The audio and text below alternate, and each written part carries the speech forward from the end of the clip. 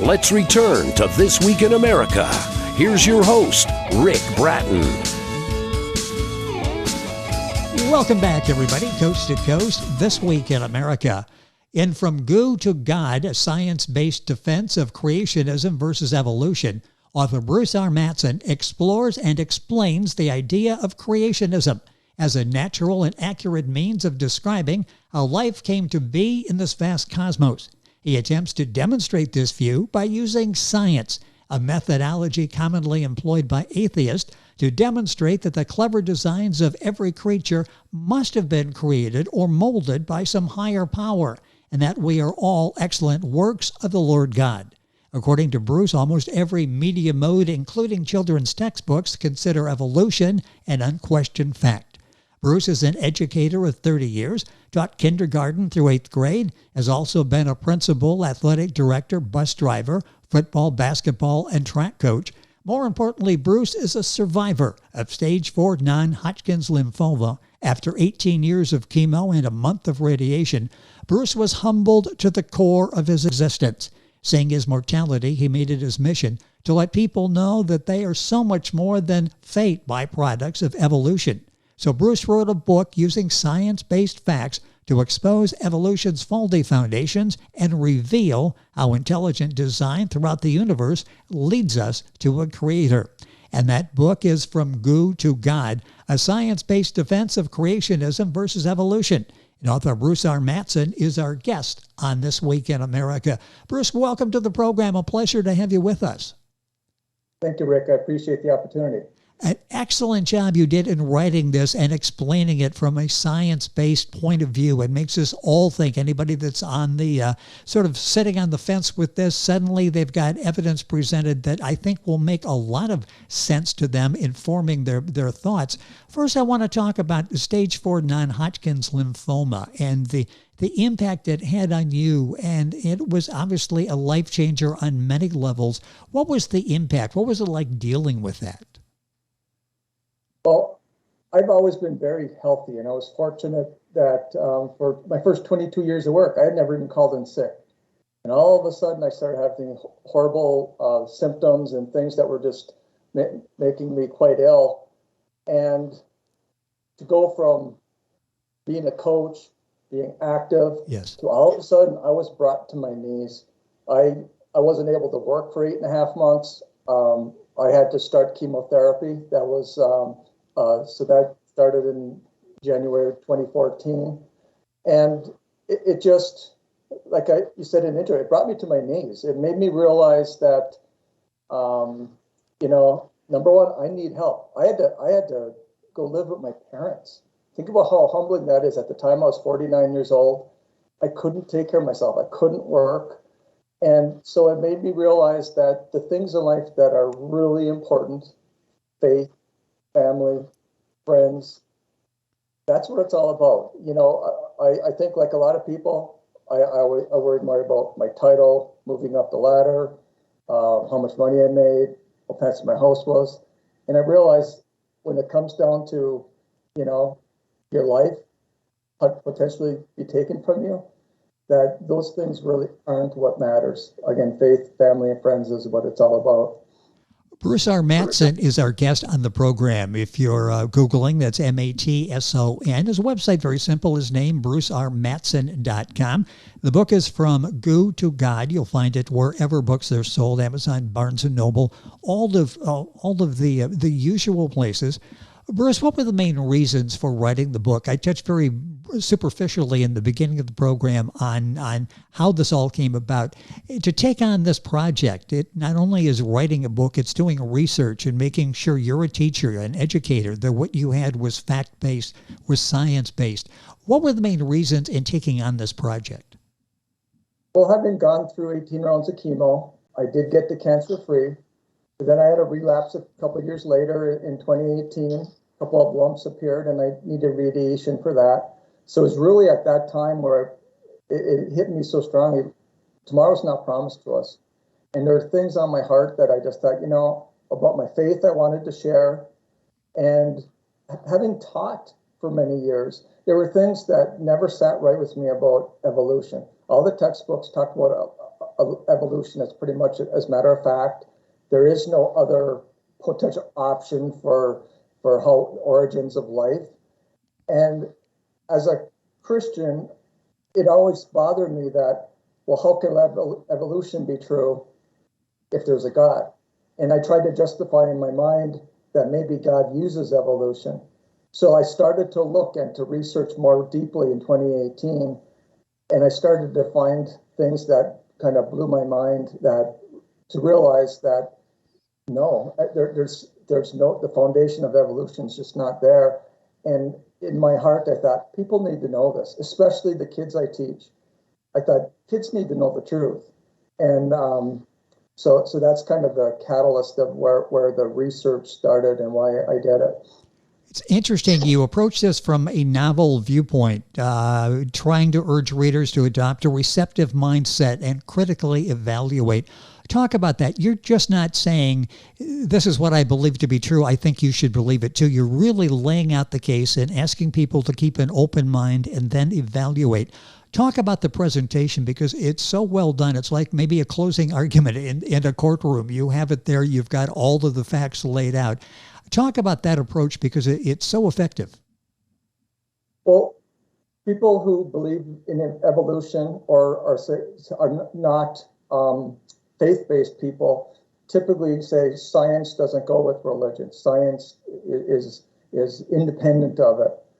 And the more I researched things, I found that science really validates our faith, because, again, if God created everything, true science should lead us back to our Creator and the things that He designed in our universe and our bodies and in all of life. So, and that's what I started to find, that this intelligent design and things that cannot be explained by natural processes. And there's a lot of evidence I'll share shortly that shows that it cannot have happened by natural process as evolution requires. Well, let's do that. Let's talk about some scientific peer-reviewed evidence that has been published to defend evolution. Well, that's one thing that stunned me, absolutely stunned me. For scientists and doctors, researchers, the biggest thing is to have their research peer-reviewed and printed. And for something to be scientific, it has to be observable, measurable, consistently repeatable. And I was blown away by the fact no peer-reviewed science research has ever been presented in defense of evolution. Amazing. Or the natural origins of life. That life comes from non-life, which would be abiogenesis. Biogenesis would be life comes from life. That is observable. We see that all around us. But there's no evidence that has ever been presented to show, again, evidence to demonstrate that evolution is true. So evolution really is a theory that that's unsubstantiated and doesn't have evidence to back it. Our guest on the program is Bruce R. Matson, Matson. His book is From Goo to God, a science-based defense of creationism versus evolution. His background is as an educator, and the book is written in that fashion to give us the facts and ask us to keep an open mind and study those facts, and it will lead to what many people feel certainly is a very logical conclusion. It's laid out so well, and Bruce's website is brucermatson.com, book available at Amazon, all the usual places. Link on our website, thisweekinamerica.us. Bruce, who are some of the scientists who don't believe evolution is true? Again, this was amazing to me to find out people like Isaac Newton, Louis Pasteur, George Washington Carver, Wernher von Braun. And these two really blew me away. Einstein, Nikola Tesla did not believe evolution is true. And as far as like von Braun, Einstein, they actually initially did not believe or was more on the side of evolution. But as they learned more and studied more and saw the intricacy of the cosmos and the design in all things, as Einstein said, the more and more he learned, the more he believed in God. So that amazes me that our greatest minds, that Tesla and Einstein, don't buy evolution and don't believe it could happen. It's fascinating. I have never heard that before. That and so much more excellent information in From Goo to God by Bruce R. Matson. Yes, go ahead. I would like to add one more thing too. A lot of people try to say, well, the majority of scientists believe in evolution. Well, number one, science isn't by majority. Like when Galileo said, no, the Earth goes around the sun, he was the only one, but he was right. Yes. And there's a site that people want to, there's actually a site called A Descent from Darwinism, A Descent from Darwinism. You can Google, and there's over 1,000 doctors and professors that have signed a list, current people. It gives their position, their university or hospital, and their degree, and they do not believe in evolution. So it's not just a small minority of people. There are people out there that are well educated and they do not believe in evolution. You mentioned Darwin. What were some of the things that Charles Darwin got wrong or possibly didn't know? Well, again, he claimed that life came from non-life, from inorganic materials. And he thought the most basic cell was just a blob of like jelly, protoplasm, he called it, that it just was taking up space. Now, and again, he believed that even in the human body. Well, he didn't know that in the eukaryotic cell in the human body has 3 billion chromosomes. And if you wrote out the genetic code in English, it would take up 1,200 encyclopedia volumes. That's in one human eukaryotic cell. Wow. So he also didn't know that in something like a single-celled organism like a bacteria, it has all these different organelles within it that carry out the life processes. I mean, because they can store food, they can use energy, they can move, they expel waste, they can sense things in their environment, and all these things are coordinated together. Again, all these things are in the most simple, basic form of life, and he didn't know those existed. So, it's something that, again, with the technology of that day, had no clue, but his theory only can possibly work if you start from something really basic, fundamental, and it slowly grows. But the most basic single-celled organisms is quite sophisticated. And something else that he didn't know was he always talked about the fossil record, in that there should be transitional forms as one thing evolves to another. And even he found, and it's true to this day, that there are no transitional forms, that a fossilized giraffe is just like today. A deer is just like today. All fossilized animals are the same today. They did not change. There are those transitional forms are not there. And I guess what frustrates me is, again, why in school, because he even said that not finding these transitional forms is undoubtedly of the gravest nature. And he says, if we don't find them, my theory would absolutely break down. Well, why isn't that included in textbooks? I mean, it's not promoting religion or anything, right. But he had doubts. And again, these transitional fossils have not been found. The book is full of science-based facts. The book is From Goo to God. Does radiometric dating support the millions of years required by evolution? Well, let me first just talk about radiometric dating, what it does. Often what they do is they have elements that have a parent-daughter relationship, meaning all things slowly decay. Entropy is throughout all things. And so some materials, the parent element will decay over time into what they call the daughter element. And it happens at a certain rate, a rate of decay. So that's what radiometric dating is measuring, the rate of decay. So is that rate reliable? Yes. But what scientists have had to do is come up with a formula using that rate as part of it. And they had to decide, well, how much matter did you start with? how long ago did this happen?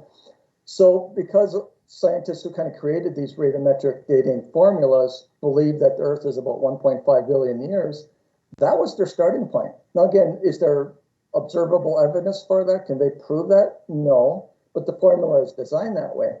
So a good example that I'd like to use just to show how different they can work. One is a potassium argon. So potassium turns into argon over years. An element or a rock was tested with that test and came out to be 500 million years old. Okay.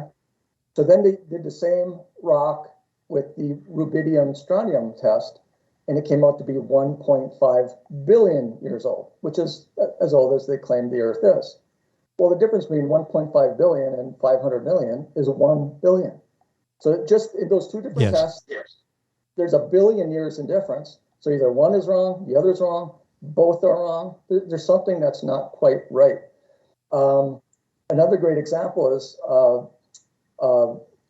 zircon is considered the oldest rock. So they believe they are 1.5 billion years old. But we know today that zircon gives off helium as it decays. And that's measurable. They know it's an exact science on how much it gives off, how quickly it gives it off. And using that decay rate of the helium release, scientists have come that zircon are about 6,000 years old compared to 1.5 billion years old. And even the fact that all samples of zircon still have helium in it, which it should not after many thousand years. Yes. All of that should have been expelled, but there's still helium in every sample. So how can that be if it's 1.5 billion years old? It just doesn't make sense. And then the gold standard nowadays is carbon-14 dating. Everybody tends to agree that it works because all organic matter, I mean anything that has lived, plant or animal, has carbon-14. And again, that decays at what they call a half-life of 5,730 years. So like if I had a sheet of paper and every 5,730 years I tore it in half, eventually I get down to a piece so small it'd get down to nothing. So carbon-14, if you do that, it pretty much goes away after 70,000 to 80,000 years. So, so one thing we have found though, things like limestone, coal, petroleum, even diamonds, they say have to occur or formed over tens of millions of years, even hundreds of millions of years. They all have measurable carbon-14, every sample. So how can that be if they're that old? Because we know, because carbon-14, that rate is right, we know what the half-life is, can't be more than about 70,000 to 80,000 years old. So again, why isn't that in the textbooks? Because it's a fact. Bruce R. Matson, our guest on the program. His website is brucermatson.com. The book is From Goo to God, a science-based defense of creationism versus evolution. Time is going by so quickly. I need to ask you about this intelligent design. That's something we hear a lot of. What is intelligent design? And can you give some examples that we can understand? Well, there's intelligent design in pretty much everything in the universe and in living things. A great example that people aren't aware of is bacteria have a whip-like tail that acts like a propeller. That's actually like a modern-day rotary motor. Under electron microscopes, they can actually see that the flagellum has a drive shaft, a rotor, a stator, bushing, U-joint, and the propeller. All the things that a rotary motor has, so including gears. So we're talking bacteria, and it's 1/20,000th of an inch in size. So you talk about nanotechnology. We don't even have, our best minds can't create a rotary motor that can be 1/20,000th of an inch. But bacteria have it.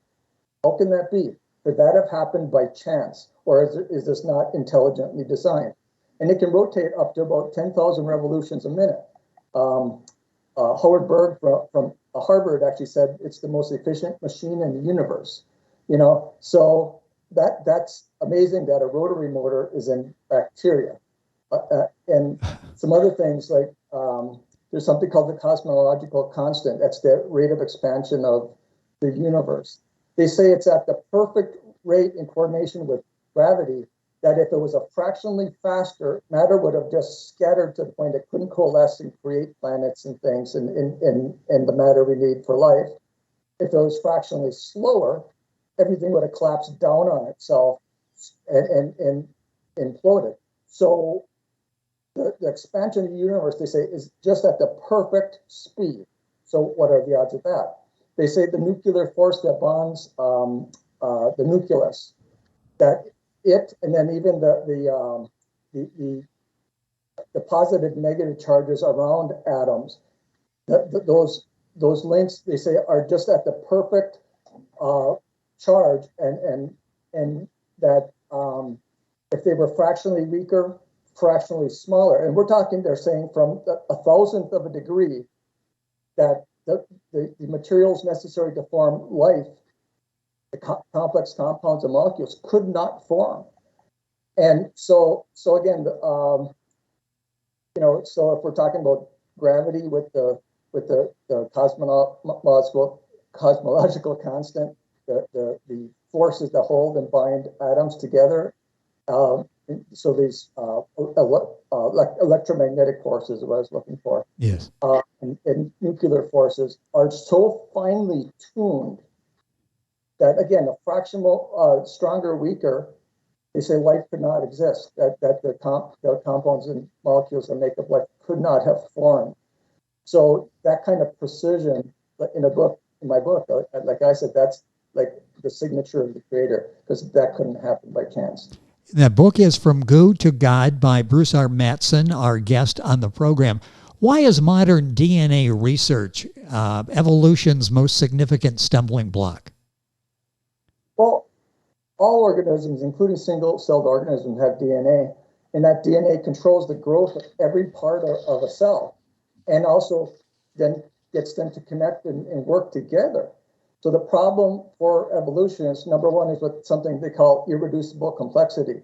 For the first living cell had to have been able to do all the life processes. It couldn't have been simpler. It had to be, again, have everything necessary for life.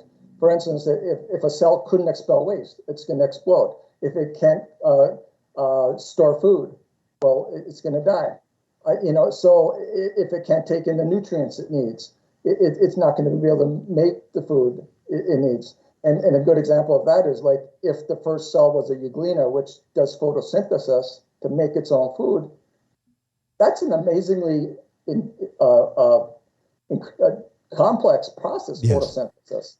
So to say that first cell had that ability, it's like, well, what are the odds of that happening? It doesn't make sense, because we just humans learn to harness solar power in the last 100 years, So, and if the first cell was an amoeba, well, what did it eat? Because think about it, it's the first living thing. There was nothing to eat. There were no other vegetation, nothing there.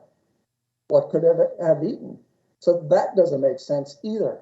But the bigger thing about DNA is, and we know today, even single-celled organisms have DNA that control all of their functions and growth. Where did DNA come from? Who wrote the DNA? Because DNA doesn't occur naturally in non-living things. And the DNA code in a single-celled organism, in a bacteria, they say, would fill about 7 to 8 encyclopedia volumes. Again, for a human, ours fills about 1,200. For bacteria, 7 to 8 encyclopedia volumes. Wow. Well, how could that write itself? And that's required because, again, how could the bacteria reproduce? It needs DNA. It needs the process. As we know, DNA makes duplicates of itself and it splits and makes another copy. How could it know to do this? Again, so the DNA has to be present for it to reproduce, not only to build itself, its structure, but to reproduce itself. So who wrote that DNA code? And what force gave it life?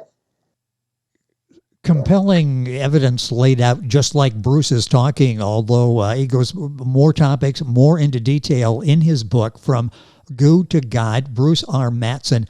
A couple minutes left in the program, a couple things I'm going to squeeze in here at the end of the program. Why are adaptations mistaken for evolution? Why does that happen? Well, people, as their argument for evolution, say, well, things adapt, animals adapt, and that's a fact. So like the size, shape, color of length of hair, color of things, shapes of like Darwin talked about the beaks of finches. Yeah, that's observable. But modern day geneticists have found that none of these adaptations can occur if it's not pre-programmed in the DNA code. So yes, there are pre-programmed adaptations within all living organisms, and the amazing thing about all living things, we in other things have this ability to sense internally and external conditions that can trigger certain genes to go off. So that's what that would be the adaptation we see. Again, so when certain conditions happen, that will trigger the growth. Because the genes have to be present to change the growth or color or shape that we see with an adaptation. So sometimes the word adaptation is kind of hijacked to say evolution. No, it's just showing the magnificence of the pre-programmed code that I believe our good Lord put into our all living things. That it just shows the intelligent design that's there. Yes. Because again, an adaptation is not going to occur that isn't already there and pre-programmed. So to me, that shows an intelligent designer, and again, that can't happen by chance. What is your greatest hope or desire, outcome for writing this book? What do you hope the impact is on the reader? Well, I hope, again, if people are open-minded and will look at the evidence, the scientific evidence about evolution, they'll find out we're not happenstance byproducts of evolution. It just didn't happen. I mean, this by chance stuff, it's not possible. And so I hope it will strengthen their faith. People have faith. Like I said, I had doubts thinking, well, how can evolution be true? And I also have faith. And so I had a conflict in my own heart about that. And so I found the more you look at the science, again, it's showing this intelligent design that cannot be explained by natural processes. And so I hope it'll not only strengthen their faith, but now they will have these science-based facts to share with other people who maybe aren't believers, and get them to see the truth. Again, using science, not promoting a religion, but using science to say, yeah, we have a creator, and look at this evidence. And so I guess that's one thing that has amazed me, is the science is really on our side for people of faith. And as the Lord said, for you shall know the truth, and the truth will set you free. Well, I think people need to know the truth. And then, to realize, no, we have more meaning. We're created in the image of God.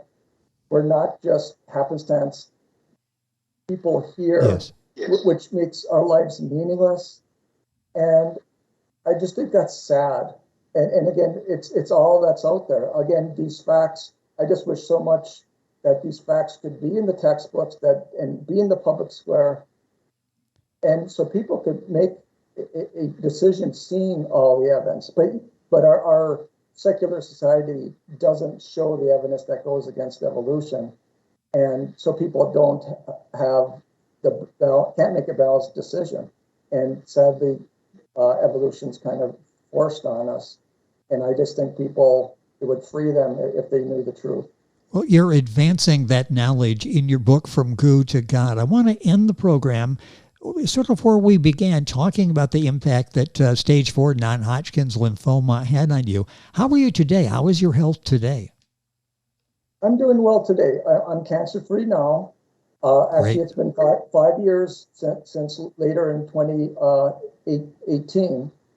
And, you never fully get past it. I mean, your energy levels and things, you have, but I'm so blessed to be here. I was told in 2013 when I got diagnosed that I would never work in a school again. But here I am now. I actually finished my career. I at the time, I had 22 years in the system. I got to 30. I retired last June. And now I'm still working as an athletic director. So to have recovered to that point when I was told my immune system will never be able to take working in a school again, to have done it, and I'm still here, still working hard, doing what I love, working with kids. So I'm truly blessed. So glad to hear that. What a remarkable story on so many levels that Bruce has to tell. His book is From Go to God, a science-based defense of creationism versus evolution. I'd like to thank Reader's Magnet, self-publishing and marketing company, for arranging the interview today. Bruce, what's it been like working with Reader's Magnet and getting the word out there about the book, the very important word, the message that you have in your book? They've been terrific. I mean, they've gotten me to be part of some book fairs to get my book known internationally, not just within the United States. And I've had people buy the book, for all around the world. And I've done podcasts from even, I had one out of Yugoslavia. So it's amazing how, yes, they've expanded the reach and the knowledge of what I've done so I can share my passion, share this word, share this truth. And so I'm grateful for the job they've done for me. Well, and I'm so appreciative that they arranged our conversation today. The book is From Go to God, a science-based defense of creationism versus evolution. Bruce R. Matson, Matson, his website, simple, his name, brucermatson.com. You'll find the book at Amazon, Barnes & Noble, all of the usual places. Link on our website, thisweekinamerica.us. Bruce, thank you so much for being with us on the program. I love the passion for the topic. I love everything you're saying is backed by science. It's such a very impressive case that you lay out for everybody. It's a must-read book, a welcome addition to any family's library, a book that you'll be referencing for many, many years to come. Thank you for being with us on the program. A pleasure to have you here. Glad to hear the health is doing great. Back in school, athletic director, successful life, successful author. Thank you for being with us. Thank you, Rick. It was a pleasure. It's great having you on the program. Our guest has been Bruce Matson. The book is From Go to God, a science-based defense of creationism versus evolution.